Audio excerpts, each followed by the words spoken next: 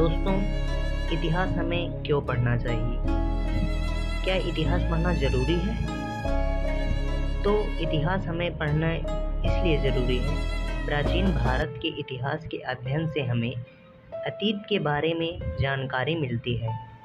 जैसा मानव समुदाय ने हमारे देश के प्राचीन संस्कृतियों का विकास कब हुआ और कैसे हुआ, इतिहास हमें यह बतलाता है। दोस्तों, कृषि की शुरुआत कैसे हुई, प्राकृतिक संपदाओं की आदि की खोज कैसे हुई, इतिहास हमें यह बताता है। खेती, कताई, बुनाई, धातु कर्म आदि की शुरुआत कैसे हुई, जंगलों की सफाई कैसे हुई, कैसे ग्रामीण नगरों और अंतत राज्यों के स्थापना किस प्रकार हुआ, इन सभी को इतिहास बताता है कि किस तरीके से हुआ। दोस्तों, इतिहास को पढ़ना बहुत ज़रूरी है। जब तक हम अपना भारत का इतिहास नहीं जानेंगे तब तक अपना संस्कृति को नहीं समझ पाएंगे। क्योंकि दोस्तों, इतिहास बहुत हमारे जीवन में इनका बहुत अहम रोल है। किस प्रकार बड़े बड़े राजा, विभिन्न प्रकार की लिपियां का विकास कैसे हुआ, बहुत सारे हमारे देश की जो लिपियां थी उनका विकास कैसे हुआ, भाषाओं का प्रचलन और विकास किस प्रकार हुआ, जो भाषा थी उसका प्रचलन कैसे हुआ, उसका विकास किस प्रकार हुआ, इन सब को इतिहास बताता है। दोस्तों, सबसे ज़्यादा डाइवर्सिटी वाला, विभिन्नता वाला अगर कंट्री माना जाए तो भारत ही है। दोस्तों, भारत में अनेकानेक मानव प्रजातियां का संगम स्थल है। भारत बहुत सारे आक्रमणकारी हमारे देश में आए और उनका आने का मेन एक ही पर्पस था कि भारत के संपत्तियों को लूटना। केवल एक ही मकसद उनका यह था।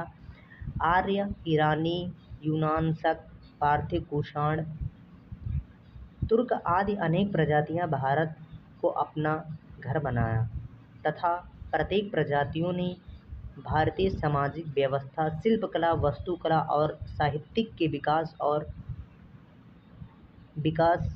का योगदान दिया। दोस्तों, कुषाण इंडिया में आने के बाद भारत के संस्कृतियों को बहुत हद तक प्रभावित भी किया। ऐसा नहीं है कि कुछ नहीं किया। जब भी कुषाण जब भारत में आए तो भारत के संस्कृति को उन्होंने बहुत खंडित किया, बहुत क्षति पहुंची भारत की संस्कृति को। तो इतिहास हमें पढ़ना इसलिए ज़रूरी है। दोस्तों, आइए जानते हैं कि इतिहास को कितने भागों में बांटा गया है, कितने कालखंडों में उसको विभाजित किया गया है। दोस्तों, इतिहास के जो कालखंड हैं उसको मुख्यतः 3 भागों में बांटा गया है: प्राचीन इतिहास, मध्यकालीन इतिहास, आधुनिक इतिहास। दोस्तों, इतिहास जो था, आखिरकार बहुत सारे लोगों के मन में यह सोच आ रहा होगा कि इतिहास क्या है और इतिहास के जनक कौन है। दोस्तों, हिस्ट्री यानी हेरोडोटस, ठीक, बीती हुई अतीत के घटनाओं का अध्ययन ही इतिहास कहलाता है। दोस्तों, हिस्ट्री के जो जनक थे उसे हेरोडोटस इनको कहा जाता है। और सबसे पहले हिस्ट्री 3 प्रकार से माना गया: प्राग इतिहास, आद्र इतिहास और हिस्टोरिकल ऐतिहासिक।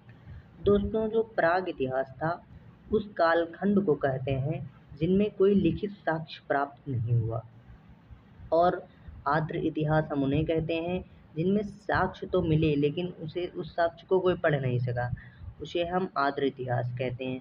और हिस्टोरिकल वो होता है, उस कालखंड को हम कहते हैं जिनमें लिखित साक्ष्य मिले हमें और उनको पढ़ा भी जा सका, उसे हम ऐतिहासिक कहते हैं। दोस्तों, अब ऐतिहासिक को 3 मुख्यतः भागों में बांट दिया गया है, जो प्राचीन, मध्यकालीन और आधुनिक इतिहास। दोस्तों, ऐसे इतिहास के कालखंड हैं। हम एक एक वीडियो आप सभी के लिए लाते रहेंगे। तब तक के लिए धन्यवाद।